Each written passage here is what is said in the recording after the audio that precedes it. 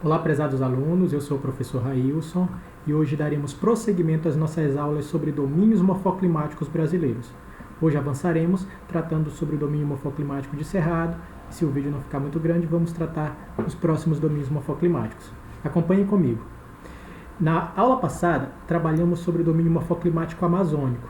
Nós identificamos que o domínio morfoclimático amazônico ele ocorre em praticamente toda a região norte do país, onde eu estou sinalizando para vocês. Temos outros domínios morfoclimáticos, como o domínio de Caatinga, na região nordeste, o domínio de Mares de Morros, ocupando todo o litoral brasileiro, o domínio de Araucárias, o domínio de Pradarias, e hoje trabalharemos o domínio de Cerrado. O domínio morfoclimático de Cerrado, você pode observar aqui o mapa brasileiro, o mapa do Brasil, o mapa temático sobre domínios morfoclimáticos. O domínio morfoclimático de Cerrado corresponde a toda essa área em tom de verde.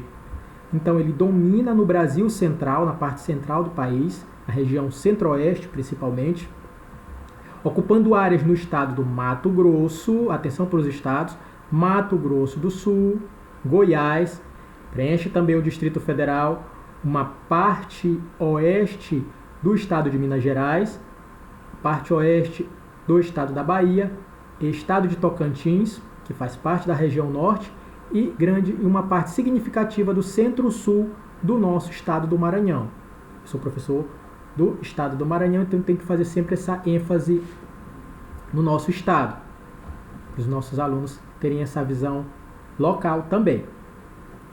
Vamos avançar. Então, quando tratamos sobre domínios morfoclimáticos, estamos abordando um conceito geográfico que trata acerca o que basicamente vem a ser um domínio morfoclimático. É uma síntese de elementos como clima, relevo e vegetação, que acabam resultando em uma paisagem característica. Uma paisagem com uma cara, com uma feição. Isso é um domínio morfoclimático. Hoje falaremos do Cerrado. Então, acerca do domínio morfoclimático de Cerrado, precisamos compreender as seguintes características. Em relação ao relevo, quais são as formas de relevo predominantes no Cerrado? No Cerrado brasileiro, a forma de relevo predominante, que existe em maior quantidade, é a forma de relevo de planalto. Na aula anterior, eu disse que planalto são aquelas formas de relevo onde predominam os processos de erosão, que é a quebra e transporte de sedimentos, de partículas. Os planaltos eles perdem partículas, eles perdem sedimentos, e cuja altitude é acima de 200 metros. Então, os planaltos eles têm altitudes acima de 200 metros. Lembrando que a altitude é aquela distância em metros de um lugar qualquer da Terra em relação ao nível do mar. E nos planaltos, no domínio morfoclimático de Cerrado, predominam os planaltos, que são essas formas de relevo acima de 200 metros, onde predominam os processos de erosão, marcados pelo processo de erosão. Nos planaltos, nós encontramos também depressões e chapadas, que são planaltos com topos aplainados, topos planos. Então, basicamente, uma chapada ela tem esse formato.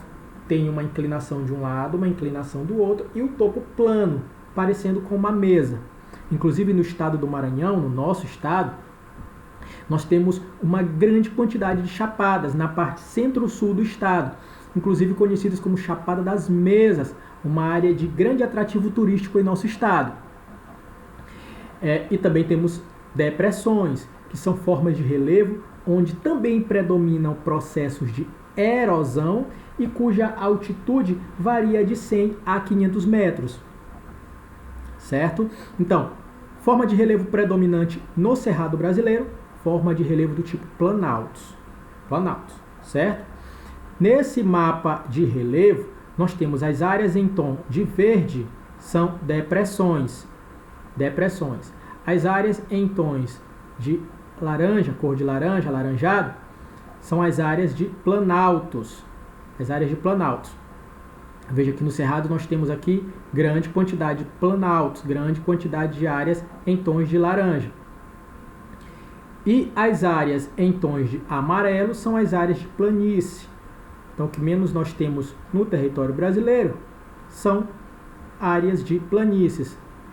Uma ênfase aqui na nossa capital, São Luís, Maranhão, é uma área de planície. Planície. Ok? Já as planícies são formas de relevo que têm altitude abaixo de 100 metros, onde predominam processos de sedimentação, acúmulo de sedimentos, acúmulo de partículas, vindas das áreas mais elevadas. Falamos do relevo do Planalto, vamos para o clima. O relevo do Cerrado, falamos do relevo do Cerrado, com predomínio de planaltos. Agora vamos para o clima do domínio morfoclimático de Cerrado.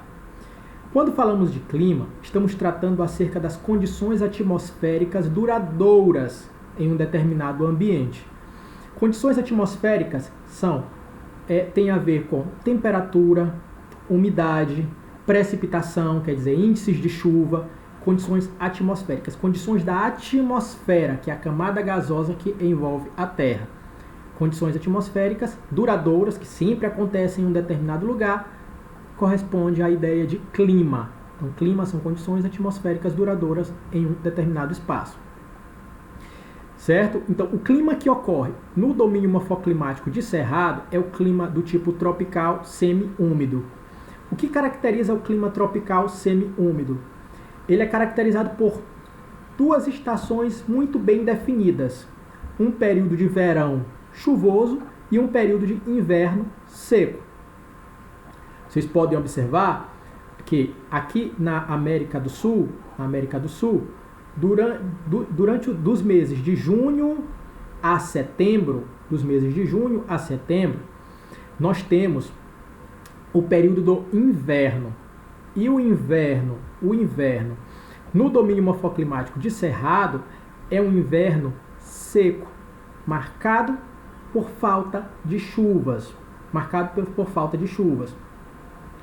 Esse gráfico que vocês estão observando aqui, ele recebe o nome de climograma. O climograma, ele traz algumas informações importantes. Essas barras aqui, essas barras em tom de azul, representam os índices de chuva em cada mês do ano. Esse J de janeiro, F de fevereiro, março, abril, maio, junho, julho, agosto, setembro, outubro, novembro e dezembro. Observem que no meio do ano, entre junho e setembro, as barrinhas que indicam as chuvas, elas estão bem pequenas. No meio do ano, nós temos o inverno de junho a setembro. Que é o período que tem baixa quantidade de chuvas, baixos índices de chuva, no clima tropical semiúmido. Por outro lado, o nosso verão, o verão no hemisfério sul, ele vai de dezembro a março, de dezembro de um ano a março do outro ano. E é o período em que nós temos muitas chuvas nas áreas de clima tropical semiúmido. Olha que as barrinhas de chuva em dezembro estão altas, janeiro alto, fevereiro alto, março alto. A partir de abril, os índices de chuva começam a cair nas áreas de clima tropical semiúmido, certo? Então, tropical semiúmido, porque ele tem um período chuvoso, bastante chuvoso, que é o verão, e um período seco, que é o período do inverno. O clima no nosso estado, o estado do Maranhão, na maior parte do Maranhão, nós temos esse clima tropical, com um verão chuvoso e um inverno seco. Especificamente na nossa capital São Luís, nós temos praticamente 6 meses de chuva, de janeiro a junho, e os outros 6 meses, de julho a dezembro, é o período de escassez, o período de estiagem, é o período em que praticamente nós não temos chuvas. Ah, professor, isso varia de um ano para o outro? Varia. Há anos em que nós temos chuvas até em agosto. Já há anos em que as chuvas elas vão cessar lá em junho. Então há uma pequena variação de um ano para outro. Esse ano, o ano de 2020, foi um ano bastante chuvoso aqui na nossa capital maranhense. Em relação às médias térmicas, o clima tropical semiúmido, ele é caracterizado por médias térmicas, temperaturas muito altas ao longo do ano. Temperaturas que variam de 20 a 28 graus Celsius. Voltando para o nosso climograma, essa linha que eu estou apontando para vocês aqui, é a linha que ela marca variação de temperatura. Ela vai marcar a variação de temperatura. Observem que no meio do ano, que é o período do inverno no hemisfério sul, a temperatura diminui. O que caracteriza o inverno são essas quedas de temperatura e noites maiores do que os dias. O período da noite maior do que o período do dia. O período de escuridão é um período que tem mais horas do que o período de claridade, que é o período do dia. Observem que durante o meio do ano, de junho a setembro, nós temos quedas de temperatura, é o período do inverno. Só que mesmo com essa queda de temperatura, nas áreas de clima tropical semiúmido, as médias térmicas, as temperaturas durante o ano, elas são sempre muito elevadas, normalmente variando de 20 a 28 graus Celsius, que é uma temperatura muito alta. Então é um clima bastante quente. O clima tropical semiúmido, o clima do Cerrado, ele é um clima quente, marcado por altas médias térmicas, altas temperaturas ao longo do ano. E a pluviosidade? Pluviosidade são os índices de chuva. Os índices de chuva no Cerrado, eles são médios, variando de 1.000 a 1.500 milímetros por ano. No clima tropical semiúmido, que é o clima do Cerrado, nós temos menos chuvas do que no clima amazônico. Então, no clima amazônico chove bem mais do que no clima de Cerrado. Mas ainda assim, nós temos índices razoáveis de chuva no clima tropical semiúmido. Chove razoavelmente. Não tem baixos índices de chuva como acontece lá no domínio morfoclimático de Caatinga, que nós vamos falar mais adiante. Então, no Cerrado, chove mais do que no domínio de Caatinga, mas chove menos do que no domínio morfoclimático amazônico. Em relação à vegetação do Cerrado, o que é importante nós sabermos? Sobre a vegetação do Cerrado, nós podemos observar que nesse ambiente de Cerrado nós temos dois níveis de vegetação, dois estratos de vegetação. Um extrato arbóreo arbustivo, um nível arbóreo arbustivo e um extrato herbáceo. O que é esse extrato arbóreo arbustivo? É uma vegetação de médio e pequeno porte, formada por árvores de troncos e galhos retorcidos, cascas grossas e raízes profundas. Então, no nível arbóreo arbustivo, nós temos árvores de médio porte e arbustos. Olha aqui nessa imagem, nós temos árvores e arbustos. Então, vegetação de médio porte, vegetação de pequeno porte. Essas árvores, elas têm galhos e troncos retorcidos, cascas grossas, então é uma vegetação adaptada a um período de escassez, de falta de chuvas. Isso vamos já falar um pouquinho mais adiante. As raízes são profundas para coletar a água nas profundezas do solo. As cascas são grossas para reduzir a perda de água para o ambiente. E o nível herbáceo é formado por gramíneas, que é essa vegetação rasteira, grama.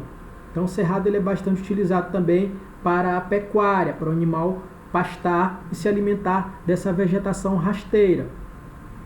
Ok? Avançando um pouco mais sobre o cerrado.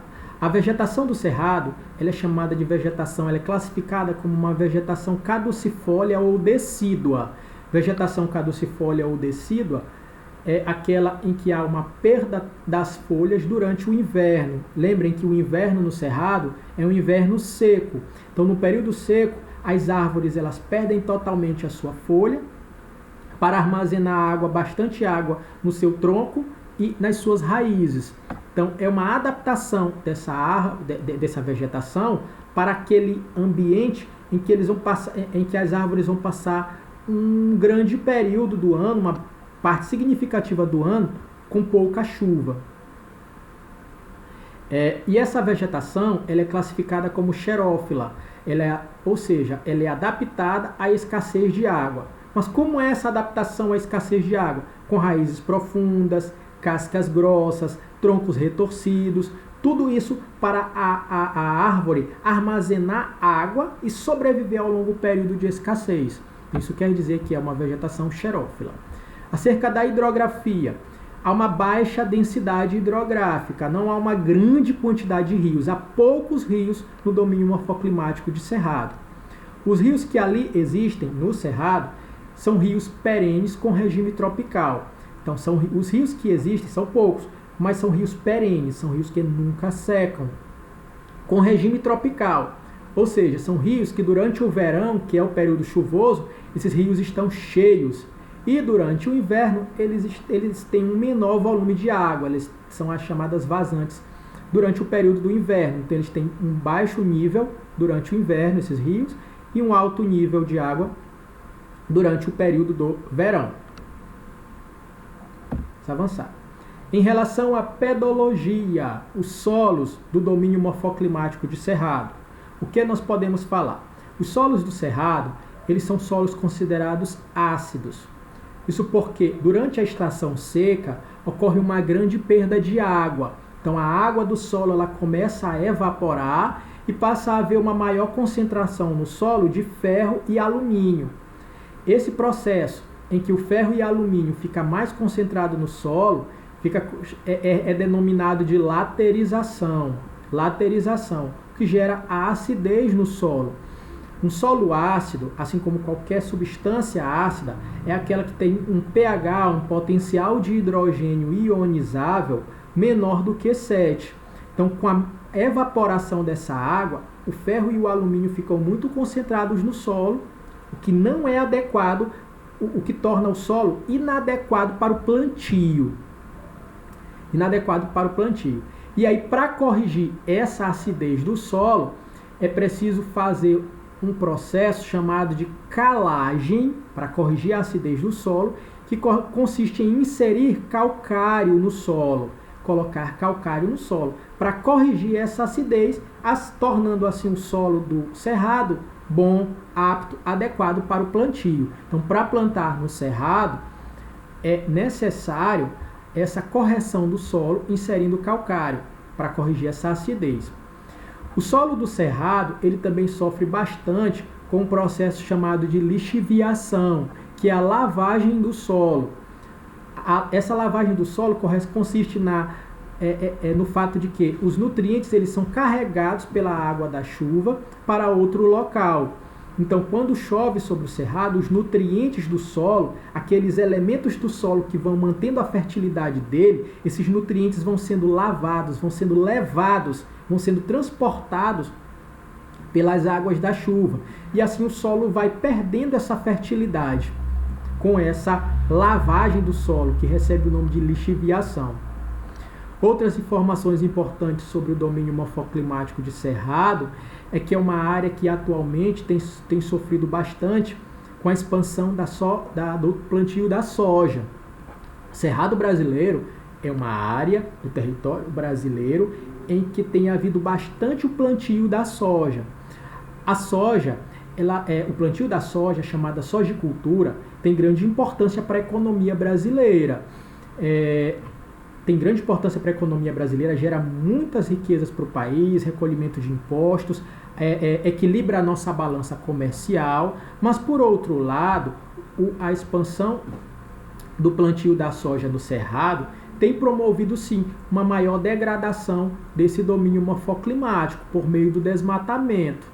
Além disso, o Cerrado ele tem sofrido com a expansão da pecuária, a criação de animais. Então, muitas vezes, o ser humano ele tira a vegetação do cerrado para transformar aquele ambiente em pastagem para a pecuária. Então, é um problema ambiental, socioambiental, que afeta o cerrado, a expansão da sojicultura e a pecuária. Tudo deve ser feito de maneira equilibrada, preservando o meio ambiente ao máximo possível. E a sojicultura nem sempre ela obedece a esses parâmetros de desenvolvimento sustentável. Tá. Um outro domínio morfoclimático importante que ocorre no nosso território brasileiro é o domínio morfoclimático de Caatinga. Domínio morfoclimático de Caatinga. Observem comigo.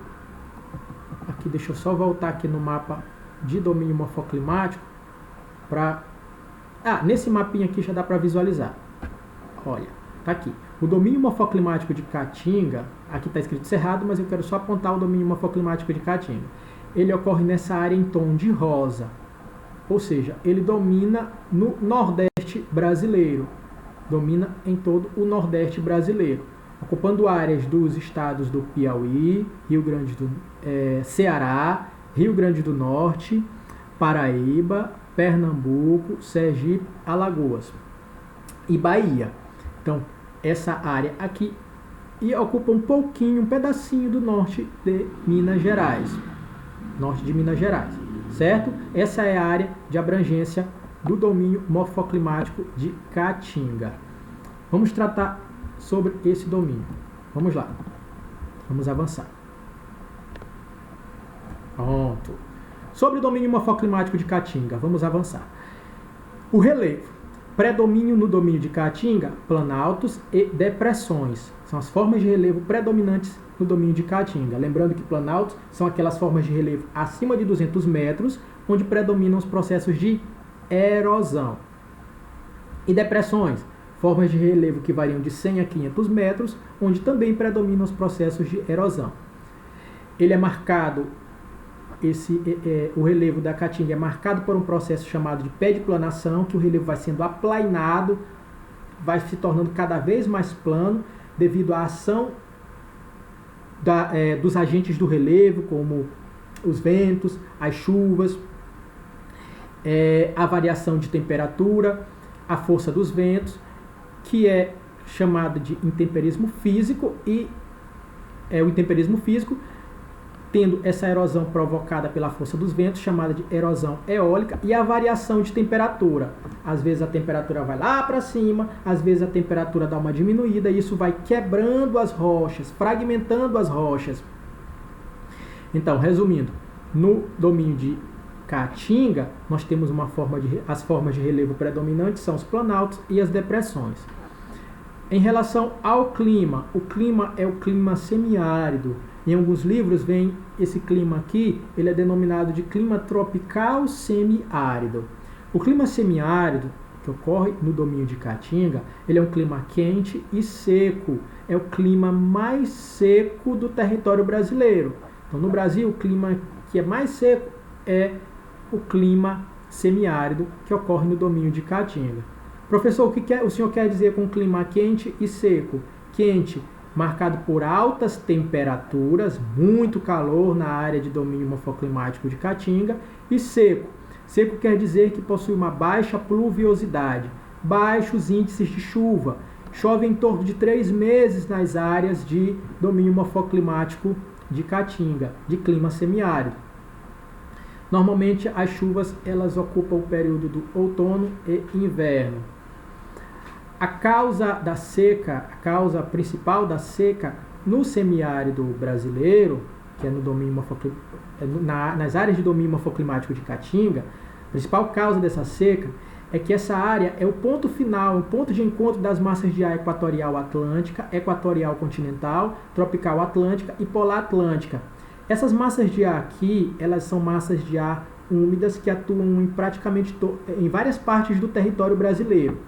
Equatorial atlântica, equatorial continental, tropical atlântica e polar atlântica. São massas de ar úmidas. Essas massas de ar elas distribuem chuvas por praticamente todo o território brasileiro. Quando elas chegam aqui na área de domínio morfoclimático de Caatinga, elas já distribuíram chuvas por quase todo o território brasileiro. Elas já chegam quase sem umidade. Então, elas já chegam no sertão nordestino quase sem umidade.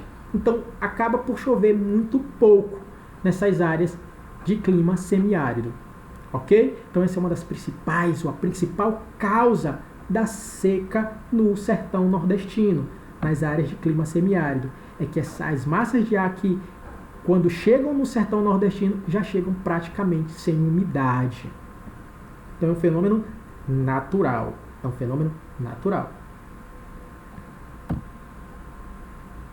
A vegetação da Caatinga. Gente, Caatinga significa mata branca. Se você olha para esse ambiente de Caatinga, você não vê muito verde. Durante um longo período do ano. Essa mata, ela é uma mata classificada como heterogênea, porque há uma grande variedade de espécies. Grande variedade de espécies, não é apenas um tipo de vegetal ou dois tipos de vegetais que existem aqui, há uma grande variedade de espécies. É uma vegetação xerófila, adaptada a períodos de seca, caducifólia, porque há perda total de folhas durante o período seco, durante o período em que não há chuvas. É uma vegetação arbórea nas áreas mais elevadas e úmidas. Então, nas áreas de maior altitude, nós encontramos muitas árvores. Então, ali aquele ambiente é mais úmido.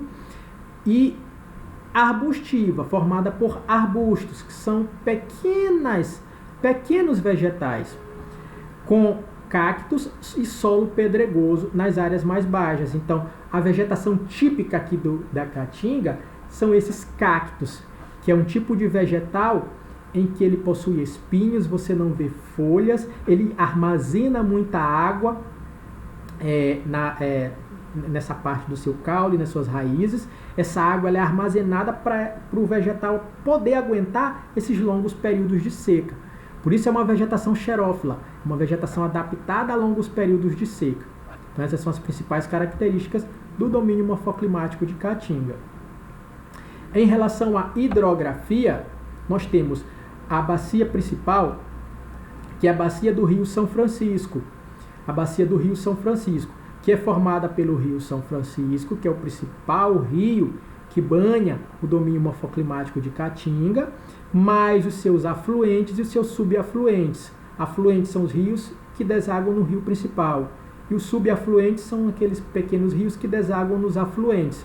Então, a bacia do Rio São Francisco é formada pelo Rio São Francisco, que é o rio principal, seus afluentes e os seus subafluentes. O Rio São Francisco é um rio perene, é um rio que não seca, nunca seca, conhecido carinhosamente como Velho Chico. Ele é um rio navegável no seu médio curso e com potencial hidrelétrico no seu baixo curso. Então, ele é um rio navegável no seu médio curso, porque ele é bem... as águas calmas, boas para a navegação, nas áreas, na parte média do rio, na parte média do curso do rio, e mais quando vai chegando mais para o final do rio, que é o baixo curso, ele tem algumas quedas d'água, o que favorece ao seu potencial hidrelétrico, que é a produção de energia elétrica, por meio das usinas hidrelétricas nesse Rio São Francisco. A maioria dos rios são intermitentes. A maioria dos rios dessa grande bacia são rios intermitentes, são rios que secam durante o período da estiagem, quando não tem água. Mas o São Francisco, ele é um rio perene, mas a maioria dos rios do domínio morfoclimático de Caatinga são rios intermitentes. Eles vão secar quando não há chuvas. Em relação à pedologia, pedologia é o estudo dos solos.